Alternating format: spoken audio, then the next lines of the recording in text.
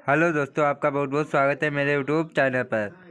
तो दोस्तों, जैसा कि आप लोग बता दें, शिक्षा मित्रों को लेकर के जो भी जानकारी होती है, जो भी न्यूज़ होती है, हम इस चैनल के जरिए आपको शेयर करते हैं ताकि आप लोग अपडेट रहे। इसलिए आप लोग जल्दी जाके मेरे चैनल को सब्सक्राइब कर लें और वीडियो को लाइक अवश्य कर देना। तो चलिए वीडियो को शुरू करते हैं, देखते हैं क्या जानकारी है जो निकल के आ रही है।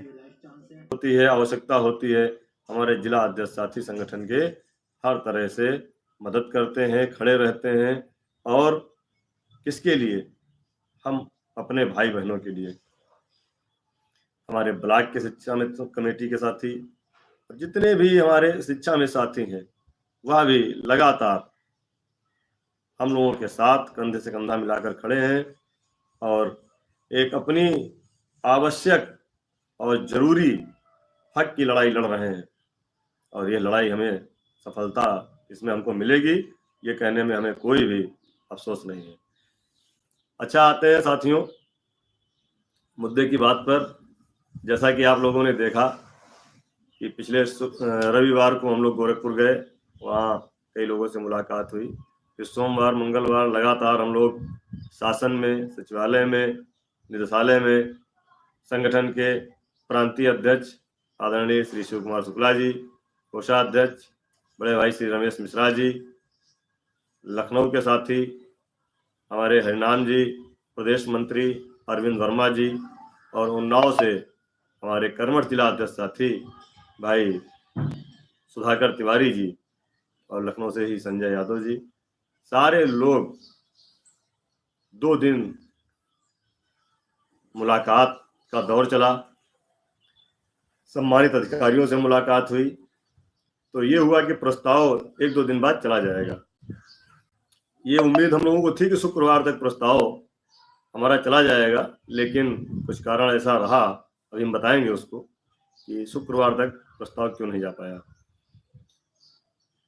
बुधवार को हम लोगों ने महानिदेशक समग्र शिक्षा महोदया से मुलाकात की और प्रस्ताव के बारे में विस्तृत चर्चा भी हुई। उन्होंने कहा कि अभी एक बहुत भ्रम की स्थिति चल रही थी हमारे बीच में कि प्रस्ताव कुछ लोग आज 15 दिन पहले बताए थे कि चला गया है शासन में। उस पर भी हम लोगों ने उनसे विस्तृत चर्चा की कि सर, आप लोग तो हमसे बता रहे हैं कि अभी प्रस्ताव नहीं गया है, लेकिन कुछ लोग कहते हैं कि प्रस्ताव सोमवार को ही चला गया। तो उन्होंने कहा कि जैसा कि हमने दिनों आपको बताया था कि जब प्रस्ताव बना था पहली बार, तो उसका एक प्रारूप हमने शासन को भेजा था कि इस तरह की व्यवस्था शिक्षा मित्रों के लिए हम लोग करने की सोच रहे हैं, यदि आपकी अनुमति हो तो हम इसको आगे बढ़ाएं। तो प्रस्ताव का प्रारूप गया था, जो हम लोगों ने बताया था कि एक बार जाकर के वापस आया था। तो प्रस्ताव का प्रारूप था कि किस प्रारूप पर हम लोगों की समस्याओं का समाधान करने के लिए शासन के अधिकारी सोच रहे थे।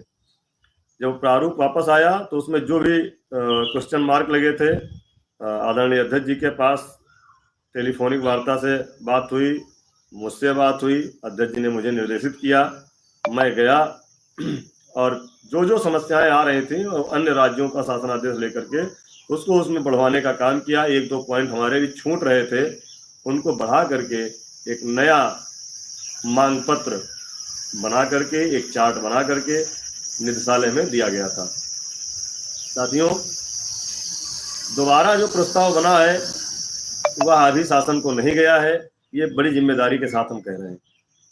वहीं महानिदेशक महोदया ने स्पष्ट भी किया, जब हम लोगों के द्वारा कहा गया, आदरणीय अध्यक्ष जी ने भी कहा कि सर, आचार संहिता लगने वाली है और पूरे प्रदेश के शिक्षा मित्र बहुत परेशान हैं और सब ये चाह रहे हैं कि जो भी कार्य हो हमारा आचार संहिता के पहले आदेश हो जाए। तो मैम ने भी बड़े अच्छे मन से कहा कि नहीं, इसका जो आप लोग डर रहे हैं इसको डरिए नहीं। उन्होंने कहा कि आप जब घर बनाते हैं तो घर बनाने के बाद नींव बना देते हैं, पिलर खड़े कर देते हैं। यदि मान लीजिए कोई आंधी तूफान आ गया और उसकी छत नहीं पड़ पाई तो क्या आपके पिलर खराब हो जाएंगे या आपकी नींव खराब हो जाएगी? तो डरने की बात नहीं है। आप इतना मेहनत सब लोग कर रहे हो और कार्यक्रम आपका चल रहा है, जो लिख गया है क्या वो मिट जाएगा?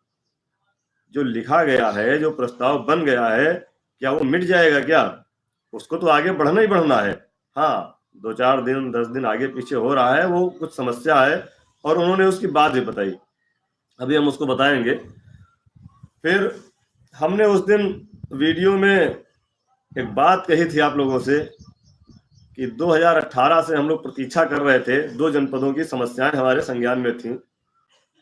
उस समस्या को हमने स्पष्ट नहीं बताया था। तो दोस्तों बस यही जानकारी थी। अगर आपको अच्छी लगी तो लाइक अवश्य कर देना, चैनल को सब्सक्राइब कर देना। धन्यवाद।